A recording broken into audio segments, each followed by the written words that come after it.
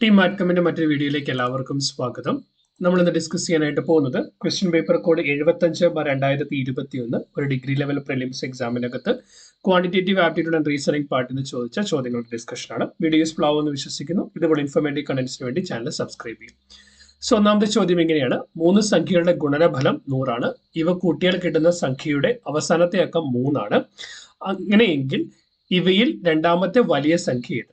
3 സംഖ്യയുടെ ഗുണനഫലം 100. അപ്പൊ 3 സംഖ്യകൾ തമ്മിൽ മൾട്ടിപ്ലൈ ചെയ്താൽ ഏതൊക്കെ സംഖ്യകൾ മൾട്ടിപ്ലൈ ചെയ്ത് 100 കിട്ടുമെന്ന് നോക്കാം. ഫോർ എക്സാമ്പിൾ നമുക്ക് 25 × 4 100 × 1 100 ഒരു ഓപ്ഷൻ ഉണ്ട്. മറ്റൊരു ഓപ്ഷൻ എന്ന് പറയുന്നത് 50 × 2 × 1 = 100 എന്ന് കിട്ടും. കറക്റ്റാ? ദെൻ അടുത്തതെന്ന് പറയുന്നത് മറ്റൊരു പോസിബിലിറ്റി എന്താണ്? മറ്റൊരു പോസിബിലിറ്റി എന്ന് പറയുന്നത് 5 × 2 2 10 10 × 10 = 100 എന്ന് പറയുന്ന ഒരു ഓപ്ഷൻ ഉണ്ട്. വേറൊരു ഓപ്ഷൻ എന്ന് പറയുന്നത് 20 × 5 × 1 = 100. ഇങ്ങനെ പല ഓപ്ഷൻസ് ഉണ്ട്. അപ്പൊ ഇതിനെ നമ്മൾ നോക്കുക, തന്നിരിക്കുന്ന നമ്പറിനകത്ത് ഏതൊക്കെ നമ്പറുകൾ നമ്മൾ കൂട്ടി നോക്കിയാലാണ് നമ്മൾ അതിന്റെ യൂണിറ്റ് പ്ലേസിൽ 3 വരുന്നത് നോക്കാം. 25 × 4 29 1 30. ഇവിടെ 30 ആണ് കൂട്ടുമ്പോൾ കിട്ടുന്നത്. 50 × 2 52 52 1 53. യൂണിറ്റ് പ്ലേസിൽ 3 വരുന്നുണ്ട്. 10 × 2 12 12 5 17. യൂണിറ്റ് പ്ലേസിൽ 7 ആണ് വരുന്നത്. 20 5 25 1 26. യൂണിറ്റ് പ്ലേസിൽ 6 ആണ് വരുന്നത്. സോ ബേസിക് ഒരു പോസിബിലിറ്റി എന്ന് പറയുന്നത് ഏതാണ്? 50 2 1 എന്നിവയാണ്. അങ്ങനെയാണെങ്കിൽ ഏറ്റവും ചെറിയ സംഖ്യ 1, രണ്ടാമത്തെ സംഖ്യ അഥവാ രണ്ടാമത്തെ വലിയ സംഖ്യ എന്ന് പറയുന്നത് 2 ആയിരിക്കും. രണ്ടാമത്തെ 3 സംഖ്യയുടെ രണ്ടാമത്തെ വലിയ സംഖ്യ എന്ന് പറയുന്നത് 2 ആയിരിക്കും. സോ ഇവിടുത്തെ ആൻസർ എന്ന് പറയുന്നത് ഓപ്ഷൻ എ ആണ്. അടുത്ത ചോദ്യം, രാജു ഒരു സൈക്കിൾ വാങ്ങി ഒരു വർഷത്തിന് ശേഷം 20% വിലക്കുറവിൽ വിറ്റു. ആ സൈക്കിൾ 10% വിലക്കുറവിൽ വിറ്റിരുന്നെങ്കിൽ രാജുവിന് 100 രൂപ അധികം കിട്ടിയേനെ. എങ്കിൽ താഴെ കൊടുത്തിരിക്കുന്ന സംഖ്യകളിൽ ഏതാണ് രാജുവിന്റെ സൈക്കിളിന്റെ വില? ഇപ്പൊ രാജുവിന്റെ സൈക്കിളിന്റെ വിലയെ എക്സ് ആയിട്ട് അസ്യൂം ചെയ്താൽ അത് 20% വിലക്കുറവിൽ വിറ്റു എന്ന് പറഞ്ഞാൽ അത് എത്ര രൂപയ്ക്ക് കിട്ടു? 80/100. ഓക്കെ, 20% വില കുറവ് 80/100 ആണ്. അന്നേരം സോ അത് കഴിഞ്ഞിട്ട് എന്താ പറഞ്ഞിരിക്കുന്നത്? ഈ പറയപ്പെടുന്ന സൈക്കിൾ 10% വിലക്കുറവിൽ വിറ്റിരുന്നെങ്കിൽ 10% വിലക്കുറവിൽ വിറ്റിരുന്നെങ്കിൽ 100 രൂപ അധികം കിട്ടിയത്. സോ 10% വിലക്കുറവ് എന്ന് പറഞ്ഞാൽ x × 90/100. x × 90/100. അപ്പോൾ എന്താണ്? അപ്പൊ 100 രൂപ അധികം കിട്ടിയത്. ദാറ്റ് മീൻസ് മുമ്പേ കിട്ടിയതിനേക്കാൾ 100 രൂപ കൂടുതൽ. സോ +100 = x × 90/100 നമുക്ക് എഴുതാനായിട്ട് പറ്റും. കറക്റ്റാ? സോ നമ്മൾ ഇതുകൊണ്ട് 80നെ 100നെയും 20 കൊണ്ട് ക്യാൻസൽ ചെയ്താൽ 4/5 എന്ന് കിട്ടും. ഇവിടെ നമ്മൾ 0 0 ക്യാൻസൽ ചെയ്ത് ഇവിടെ നമുക്ക് എന്തുണ്ട്? 4x / 5 + 100 = 9x / 10 എന്ന് കിട്ടും. 9x / 10 എന്ന് കിട്ടും. അങ്ങനെയാണ് എങ്കിൽ 9x / 10 എന്ന് കിട്ടും. അങ്ങനെയാണ് എങ്കിൽ എക്സ് ഉള്ള ടേബിളിൽ ഒരു സൈഡിലേക്ക് എടുത്താൽ 9x / 10 മൈനസ് 4x / 10 = 100 എന്ന് കിട്ടും.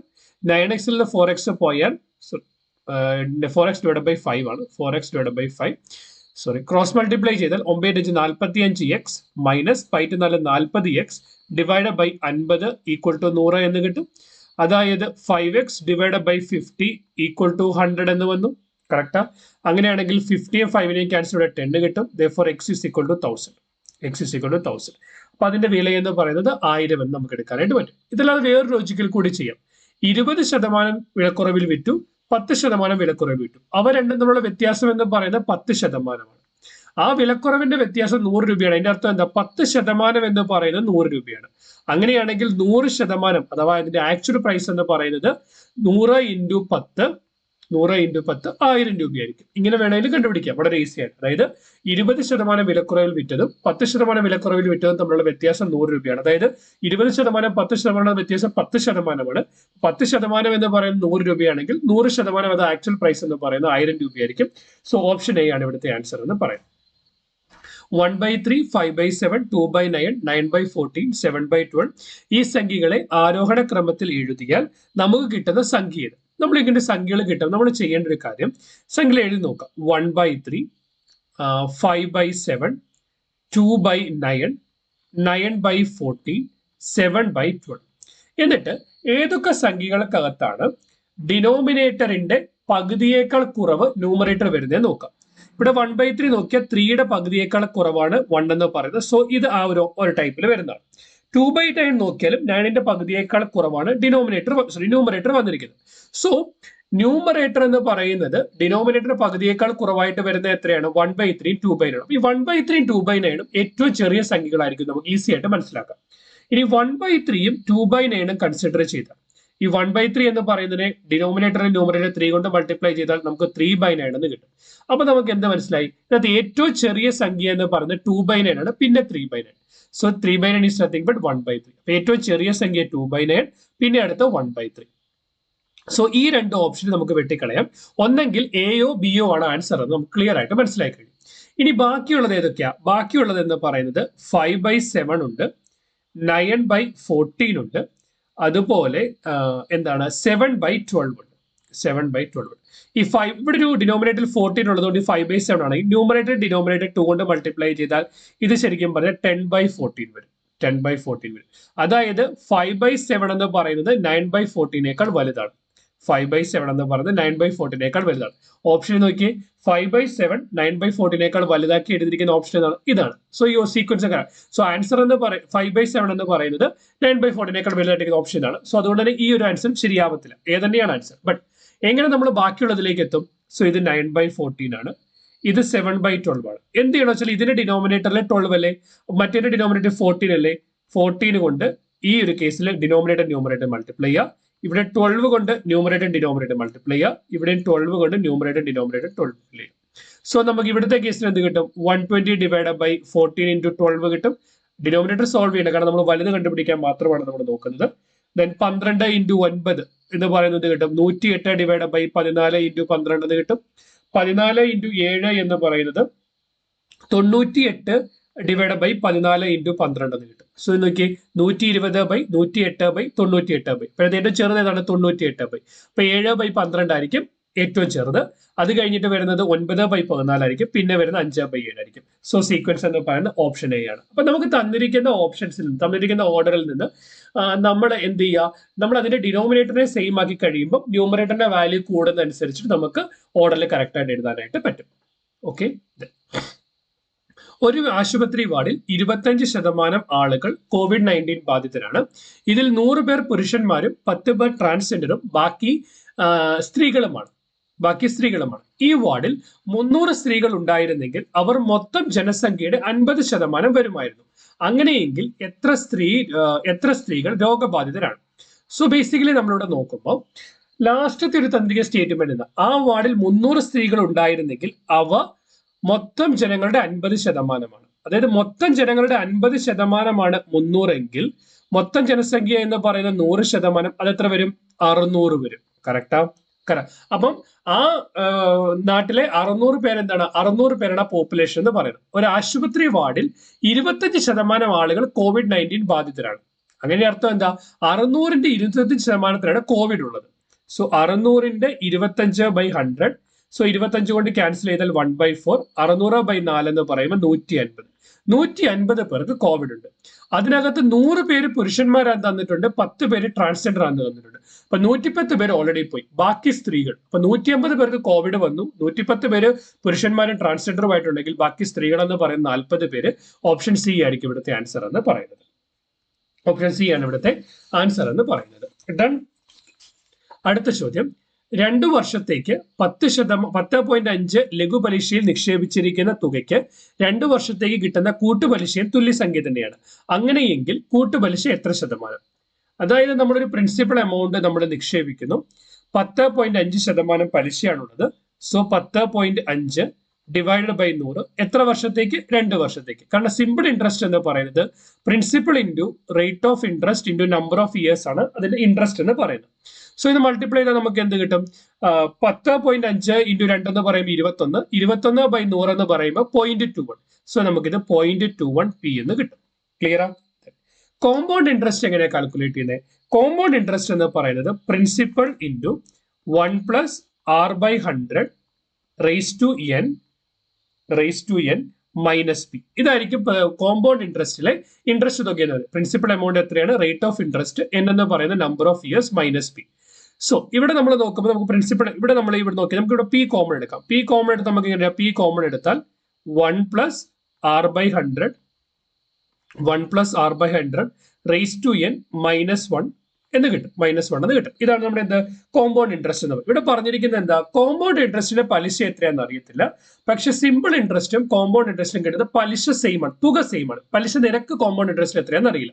നമുക്ക് രണ്ടും ഇക്വേറ്റ് ചെയ്താൽ നമുക്ക് എന്ത് എഴുതാം, 0.21p is equal to p into 1 plus r by 100 1 plus r by 100 raised to n -1 എന്ന് എഴുതാം. പിയും ക്യാൻസൽ ആയി പോയി, കറക്റ്റാ. അപ്പൊ എന്ത് കിട്ടി, 1 plus r by 100 raised to n equal to 0.21 plus 1 എന്ന് കിട്ടി, അതായത് 1.21. ദെൻ എത്ര വർഷത്തേക്ക് ഇത് കാൽക്കുലേറ്റ് ചെയ്യുന്നത്, പലിശ എത്ര വർഷം കാൽക്കുലേറ്റ് ചെയ്യുന്ന പറഞ്ഞേക്കുന്നത്, 2 വർഷത്തേക്ക് തന്നെ. അപ്പൊ എന്നിന്റെ വാല്യൂ എന്താണ്, എന്നിന്റെ വാല്യൂ 2 തന്നെയാണ്. സോ ഇപ്പൊ എന്നിന് പകരം നമുക്ക് എന്ത് കൊടുക്കാം, എന്നിന് പകരം 2 കൊടുക്കാം. ക്ലിയറാ? സോ അങ്ങനെയാണെങ്കിൽ 1 plus r by 100 the whole square equal to 1.21 എന്ന് കിട്ടി. സോ ബേസിക്കലി രണ്ടിടത്ത് റൂട്ട് എടുക്കുവാണെങ്കിൽ സ്ക്വയറിനെ കളയാനായിട്ട് പറ്റും. ഇപ്പൊ എന്ത് കിട്ടും, square root of 1 plus r by 100 എന്ന് പറയുന്നത് 1 by r 100 സ്ക്വയറിന്റെ സ്ക്വയർ റൂട്ട് എന്ന് പറയുന്നത് 1 plus r by 100 എന്ന് കിട്ടും, ഈക്വൽ ടു റൂട്ട് 1.21. എപ്പോഴും ഓർക്കുക, സ്ക്വയർ റൂട്ട് ഓഫ് 121 എന്ന് പറയുന്നത് 11 ആണ്.